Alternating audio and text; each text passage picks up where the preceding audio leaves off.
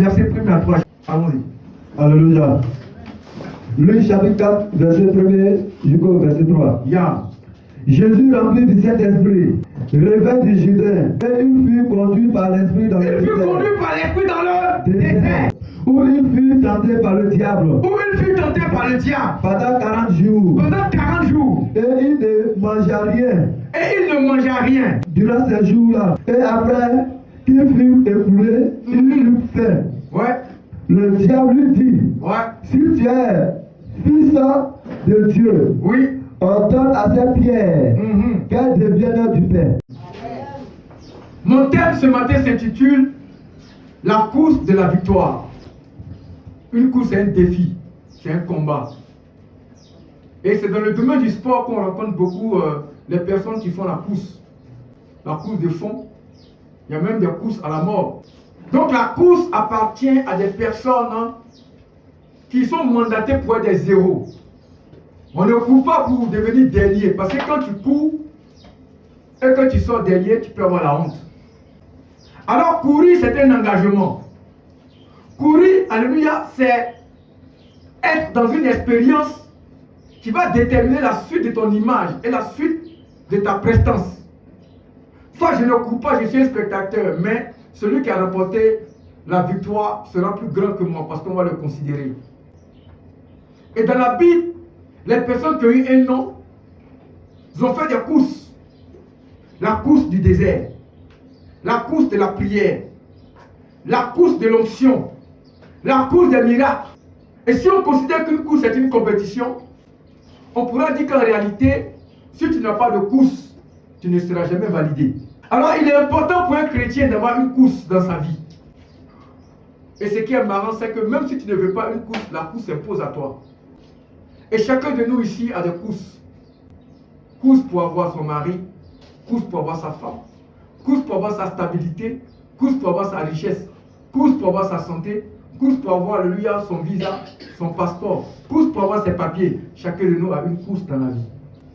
Course pour avoir une belle église, avoir beaucoup de fidèles. Chacun de nous a une course dans la vie. Mais la Bible dit quoi concernant Jésus? La Bible dit que Jésus s'est levé un bon matin. Qui le respectait? Personne ne le respectait. Qui le connaissait? Personne ne le connaissait. Alors Jésus a compris que dans cette vie-là, si tu veux être respecté, il faut que tu affrontes. Il faut que tu combattes. Il faut que tu partes là où il y a le défi. Alors mon fils, ma fille, tu as peur d'avancer dans le défi, tu n'auras pas de nom, tu n'auras pas d'image. Jésus a accepté, mais avant de s'engager dans cette course, il allait se préparer. Regardez comment Jésus se prépare.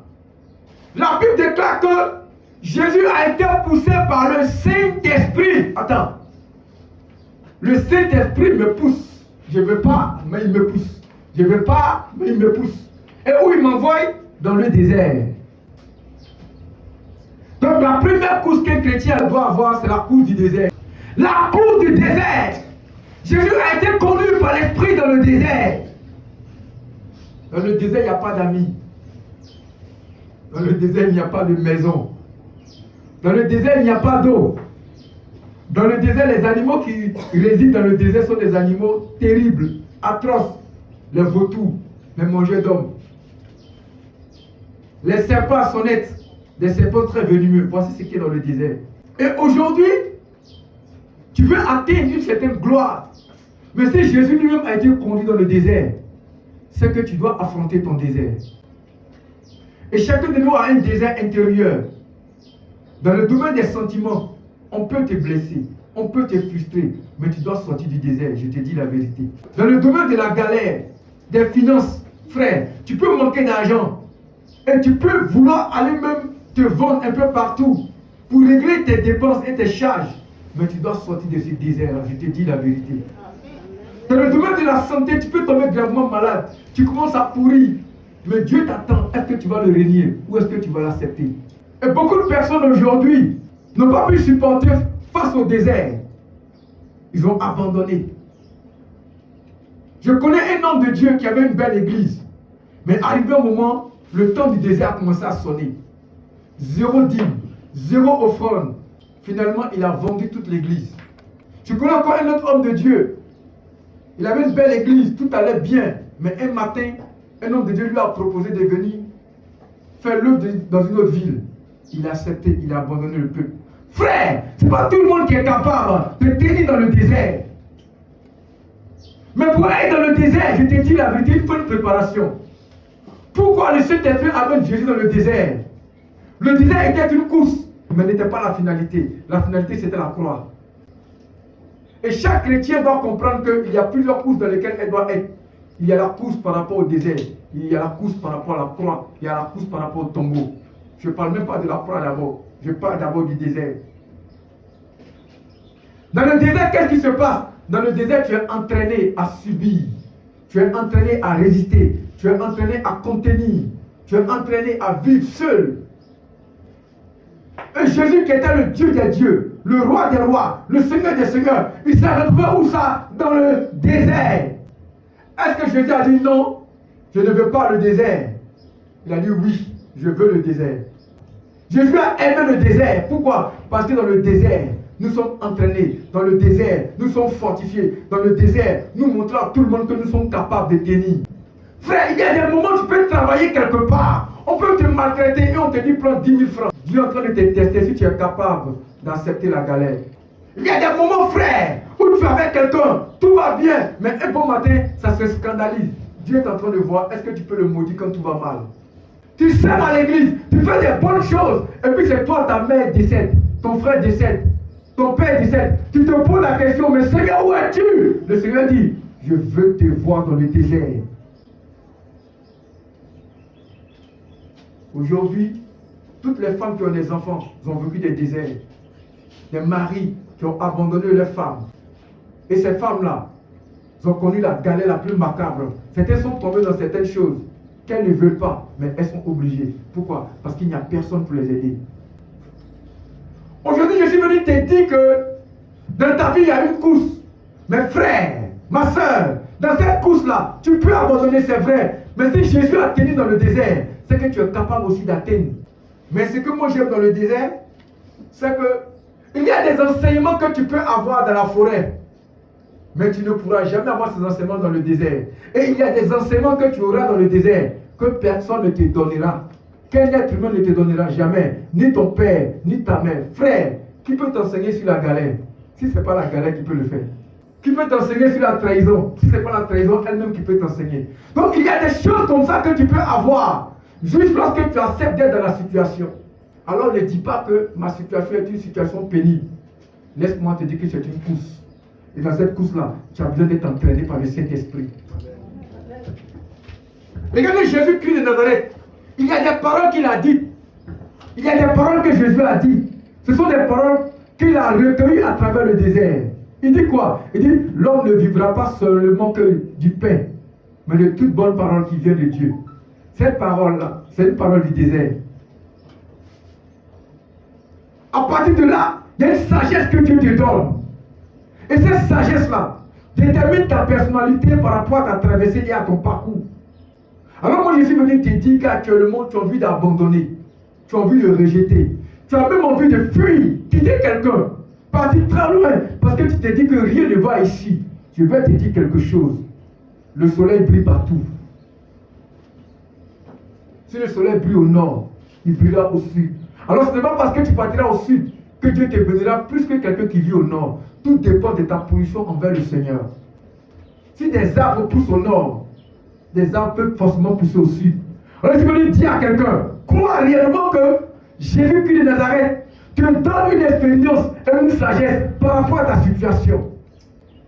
Dans le désert, on a envie d'abandonner Dieu. On a envie de rejeter Dieu. On a envie d'adorer celui qui veut nous aider en premier. Alors beaucoup ont regardé leur vie, ils ont dit, ça c'est pas ma vie ça. Mais Dieu dit c'est ta vie, car c'est à travers cette vie-là que j'ai un enseignement à te donner que personne ne te donnera, ni l'église te donnera. Car cet enseignement fait partie de la révélation de ta vie. Alors on a vu des gens qui ont abandonné une situation donnée parce qu'ils ont dit le désert est trop grave. Ils sont allés à Dubaï pour aller manger caca là-bas. Pour ta poti. Jésus a vécu dans la galère, dans le désert. Il n'a pas reculé. Et il est sorti dans le désert. Il y a des principes qu'il faut savoir lorsqu'on est dans le désert, qu'il y a une course royale. Et c'est la soumission. Je vous dis la vérité. Si dans le désert tu n'es pas soumis, Dieu ne te nourrira pas. Il ne t'aidera pas. Il ne te gardera pas. Il ne veillera pas sur toi. Jésus s'est soumis à la parole. La parole dit que le Saint-Esprit a conduit Jésus dans le désert, il a obéi. Ta situation est difficile et c'est toi qui n'es pas obéissant. On va où avec toi? Non seulement tu es en galère, et puis tu es impoli. Non seulement c'est compliqué pour toi, et puis tu es méchante. Ta famille est pauvre et c'est toi qui vas encore créer des problèmes. Mais quand tu deviens obéissant et obéissant, le Seigneur est avec toi, il veille sur toi. Pourquoi? Parce que tu fais son honneur. Tu montes à lui sur fait que, quels que soient les vents qui viendront, les vents de souffrance, les vents de maladie, les vents de misère, je tiens ferme, car mon Dieu est resté debout sur la croix. Je vais dire à quelqu'un, toi tu es en galère, non? Ta situation est difficile, non? Mais tu veux manger comme le maire mange. Tu veux être dans une voiture comme quelqu'un qui a fini ses études. Ça veut dire que tu n'es pas petit de ta situation. Tu veux être parmi des riches alors que tu es pauvre. Je vais te dire la vérité. Tu deviendras l'esclave sexuel des riches. Pourquoi? Parce que tu ne les ressembles pas. Attends ton temps pour que tu ressembles aux riches aussi. Et tu vas parler le même langage que les riches. Je vais vous dire quelque chose. Dans le ministère, nous rencontrons des personnes qui sont très riches. Et celui qui est bête, celui qui est avide d'argent, finit par vendre son âme. Moi, j'ai vu des gens qui ont des millions, qui ont des milliards, avec lesquels je parlais. Mais je suis resté ferme. Pourquoi? Parce que je crois que la Bible est la meilleure banque. Je crois que la Bible est le meilleur chemin. Je crois que la Bible est la meilleure promesse. Mais ce que vous devez comprendre, c'est que dans le désert, on ne s'arrête pas comme une statuette pour atteindre son sort. Si tu t'arrêtes dans le désert, tu es cuit. Dans le désert, on bouge. Alors le Saint-Esprit t'amène dans le désert pour faire quoi? Pour t'entraîner. Ce qu'on appelle l'entraînement de l'onction. Dans le désert, on prie. Dans le désert, on gêne. Dans le désert, on économise. Dans le désert, on accepte de porter un vêtement qui n'est pas beau. Je vous ai déjà rendu mon témoignage ici. Je vous ai dit que moi, j'ai fait un avec un seul pantalon. Mais personne n'a su ça dans la ville ici. J'avais un seul pantalon. Mais quand je me lave 7 fois par jour, mon teint brille. On dirait me dit, et puis je porte le même pantalon. Personne ne remarque le pantalon. Alléluia. Il y avait une chaussure qu'on appelait la vieille mère. Quand tu portes la chaussure, tu deviens bancal, tellement qu'en bas est coupé. Quand je porte ça, quand je marche, quand une fille veut regarder les chaussures, je fais comme ça. Ça va ma petite, t'es jolie, hein? Pour casser ses yeux. Quelqu'un me dit amen fort. Ça vous dit quoi à quelqu'un? Il y a un temps où Dieu veut te rendre intelligent, mais tu ne passeras pas par l'université des hommes, mais par l'expérience. Aujourd'hui, viens me blaguer, tu ne pourras pas, parce qu'il y a une connaissance de la vie qui est énorme. Ce n'est pas ton agent qui va me blaguer. Ce n'est pas tes jolies fesses qui vont me blaguer. Ce n'est pas ton calice qui va me blaguer. La seule chose qui peut me blaguer, c'est ton amour de Jésus. Quelqu'un me dit amen fort. Mais je vous dis la vérité. Si je n'avais pas vécu dans le désert, je ne pouvais pas avoir cette expérience-là. Alors ne recule pas, reste. Mais ne t'arrête pas. Mets-toi en mouvement, car l'onction a besoin du mouvement. Donc aussi longtemps que tu es un enfant de Dieu, que tu vis des moments difficiles pour avoir ton mariage, pour avoir tes finances, pour avoir ta grâce, et que tu attends, frère, tu vas perdurer. Tu vas rester dans le désert comme prisonnier. Dans le désert, on gêne. Jésus a gêné. Dans le désert, on prie. Jésus a prié. Ma fille, est-ce que tu pries quand tu dors? Quand tu vois un vrai plat comme ça, de poulet braisé là, est-ce que tu pries? Quand tu es dans le désert, écoutez-moi, on se mouvoie dans le spirituel. Parce qu'en réalité, ce que vous devez comprendre, c'est que à chaque course, il y a une période de validation. Et la période de validation est l'examen qui te sera soumis dans le désert. Regardez par exemple, Jésus va dans le désert. Il prie dans le désert.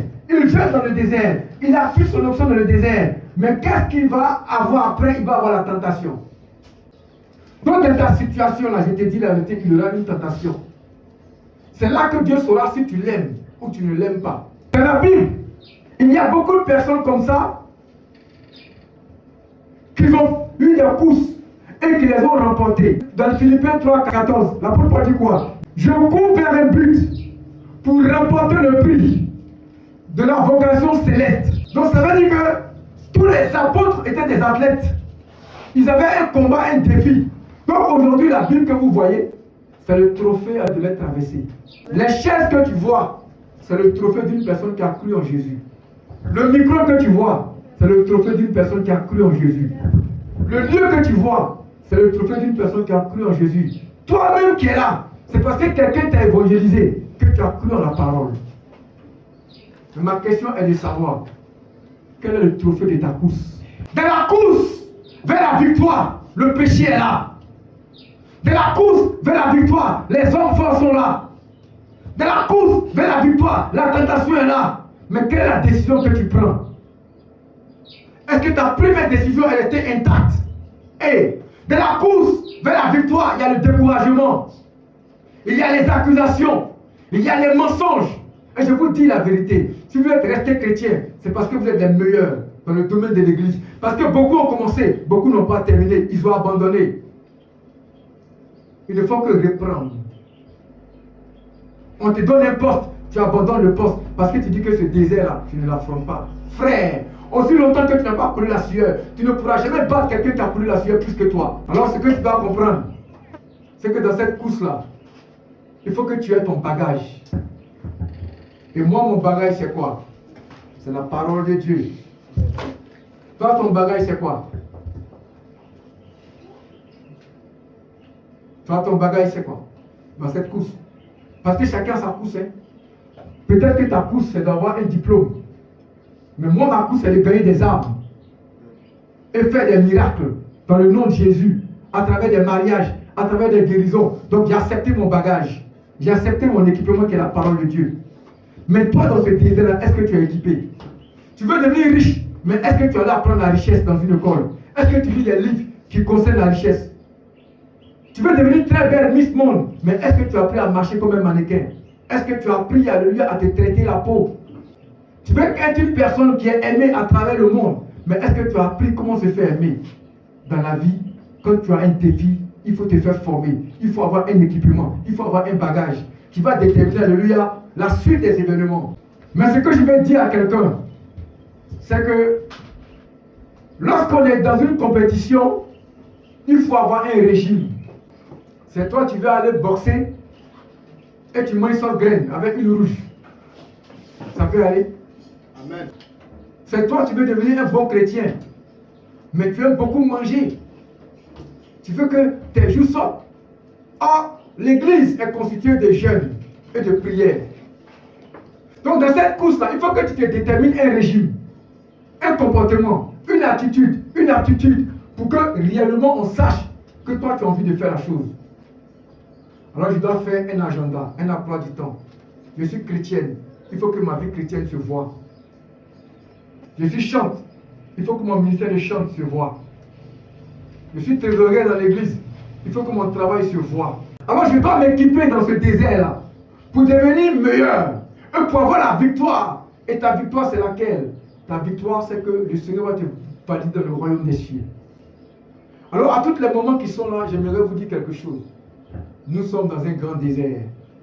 Et dans ce grand désert-là, si nos mains ne se tiennent pas, nous allons échouer. Si nous regardons le problème et nous laissons le défi, nous allons échouer. Parce que la vie est comme un clin d'œil. Et on peut disparaître aujourd'hui et demain. Alors moi, j'aimerais dire à quelqu'un, cette course-là, elle est terrible parce qu'on a un adversaire farouche qui a affronté Jésus dans le désert, qu'on appelle Lucifer, Adramélec, Bathphomé, Belphégor, Bélial, Shaitan, Lucifer. Alors j'aimerais dire à quelqu'un qui m'écoute aujourd'hui, la victoire est entre tes mains. Mais tu dois traverser le désert d'abord. Si tu n'as pas de but, tu vas tourner en rond dans ce désert-là. Si aujourd'hui tu es venu t'asseoir pour me regarder, ou pour avoir une prophétie, ou pour avoir une guérison, c'est que tu vas échouer. Mais si tu es venu parce que tu sais qu'un jour tu quitteras cette terre, et que tu seras face à Dieu, et qu'il te demandera des comptes, alors tu auras cette victoire-là, qu'on appelle l'élévation à la droite du Père. Quelqu'un veut-il avoir la victoire en Jésus? Amen. Contre les sorciers? Amen. Contre les ex? Amen. Contre les menteurs? Amen. Contre les échecs? Amen. Alors tiens-toi debout avec moi.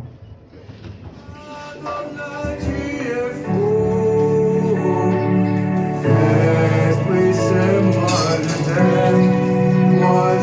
t'adore, moi je te veux, moi je te loue, moi je te veux. Esprit Saint, je te veux. Esprit Saint, je t'adore. Moi, il est brassé qui n'irait. Esprit Saint, je t'adore, maman. Esprit Saint, je t'adore. Viens, j'ai prié pour toi. Esprit Saint, je t'adore.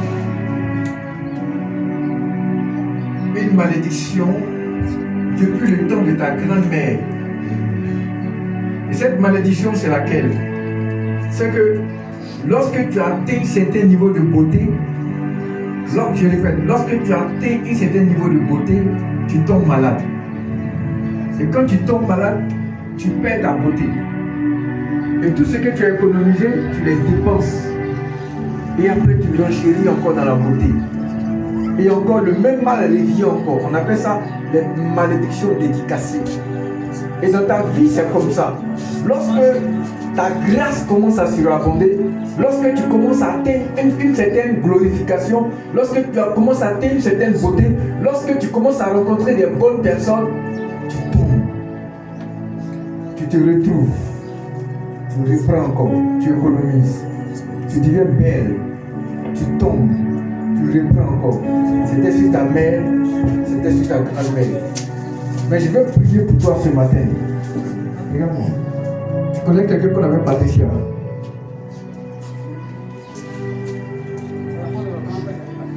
La femme de ton grand frère. La femme.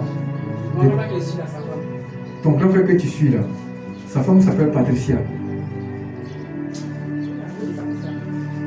En fait, au moment où tu as tourné, j'ai vu quelqu'un qu'on appelle Patricia, alléluia, dans un lieu de funérailles. Je l'ai vu coucher. Dans un lieu de funérailles. Mais c'est toi qui as le mandat de prier pour elle. Il faut commencer à prier pour elle, sinon tu vas avoir un décès dans la famille. Tout. Il y a un corps rabais qui veut de toi.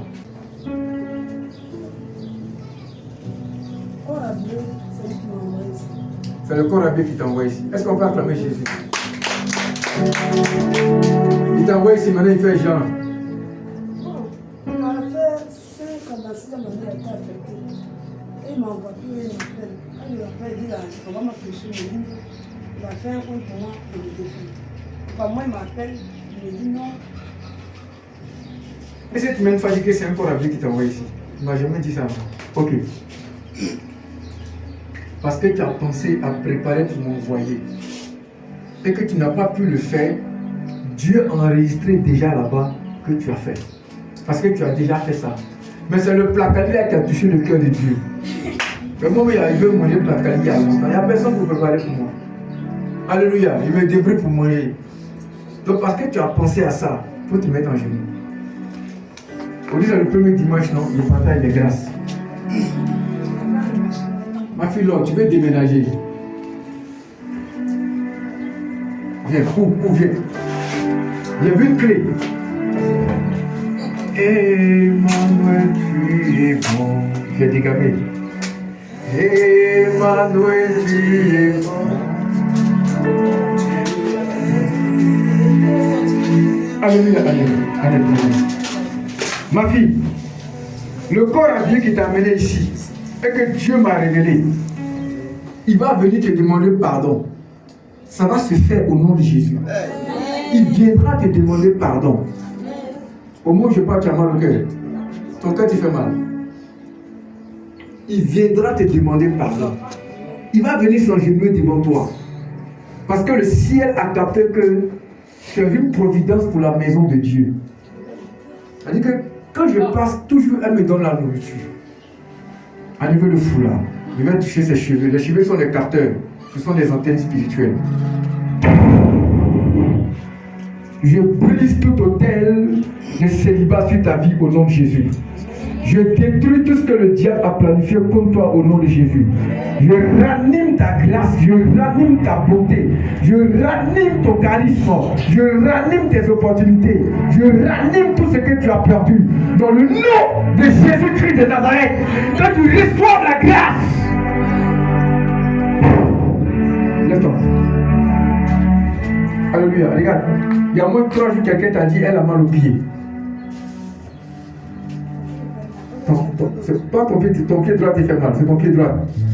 Elle a marché chez un fétiche. Ils ont mis un fétiche où tu vends là. Enlève tes chaussures.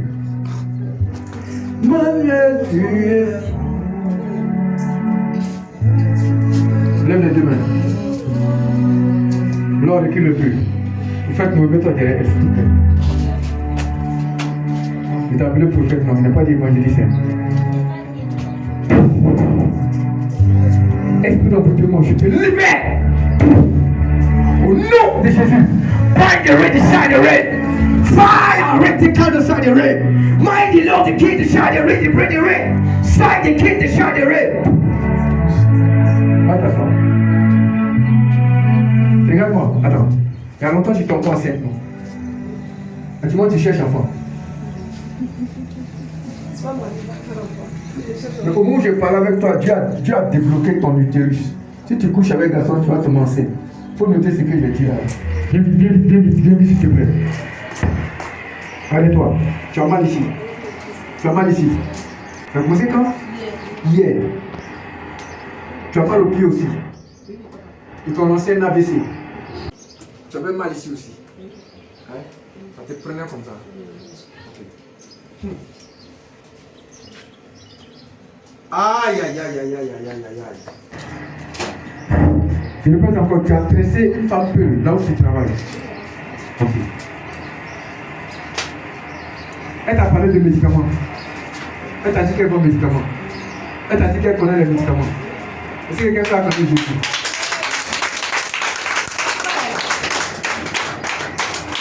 Regarde, au moment où elle parlait avec toi, elle t'a dit que, alléluia, elle vend les médicaments. Où tu tresses là? Au moment où tu la tressais pour parler avec toi, en réalité, ce n'est pas sa tête, ce n'est pas les cheveux de sa tête que tu tressais. Mais elle t'avait donné ses fesses. Elle t'avait donné ses fesses. C'est avec ses fesses que tu étais en train de communiquer. Donc, sans te rendre compte, alléluia, tu as reçu un envoûtement qui est rentré ici. Et qui attaque ici là. C'est ici non. Qui attaque ici et dans tes pieds, dans ton genou. Quelqu'un me dit amen fort. Amen. Donc à partir de là, actuellement, tu as un problème. Tu as un problème spirituel. Il y a un militaire qui parle avec toi. Oui, papa. Mais quand ma petite soeur partait de l'aile aussi, oui. Donc, arrivé un moment, son papier qu'elle a donné là. Oui. Il y a un monsieur qui a pris pour remplacer pour que sa fille va partir. C'est là, il y a un militaire qui a appelé la femme qui devait prendre ma petite soeur pour l'envoyer. Et là, la femme a appelé le militaire et le militaire m'a appelé. Le militaire t'a appelé? Et il m'a appelé. Il doit faire partie de ta petite soeur pour qu'elle parte. Il faut m'envoyer 20 000 francs pour qu'elle fasse son papier va partir. C'était un lundi matin. C'était un lundi matin. Ok. Il a fait le dépôt. Tu as fait le dépôt là? Et puis, il a dit que ma petite soeur est partie mardi matin. C'est parti mardi matin. Tu as lâché des poules actuellement? Oui, papa. Tu as lâché des poules? Oui, papa. Les sorciers de ton village, ils ne peuvent plus t'atteindre parce que tu es couvert par l'esprit. Mais il y a un jour, tu devais venir à l'église. Un dimanche, tu n'es pas venu parce que tu étais occupé. Et tu as tressé dans le secret. Et c'est ce jour-là que les sorciers t'ont localisé depuis le village. Et ils ont confié la mission à la femme que tu as tressée là. Et donc quand elle te tressait, elle avait une mission pour te détruire. Donc d'abord toi-même, ils t'ont fait tomber malade. Le mal est là, c'est une flèche. Ça te pique. C'est là. Et de deux, le corps habillé là, il va être attaqué aussi. Enlevez le micro aussi. Lève les deux mains. Éternel mon Dieu, éternel mon roi, Seigneur Jésus-Christ de Nazareth, je viens maintenant par ton nom, par ta puissance, par ton règne, pour délivrer cette femme, cette maman. Fire! Fire! Fire! Elle ne mourra pas.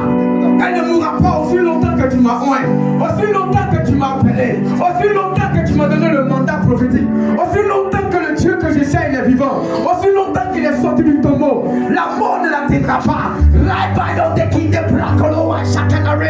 Rien de sort, rien de chagrin. the rain. Mighty King decide the rain, bro. Mighty King decide the rain. In the rain, the King, the rap, la all the rain.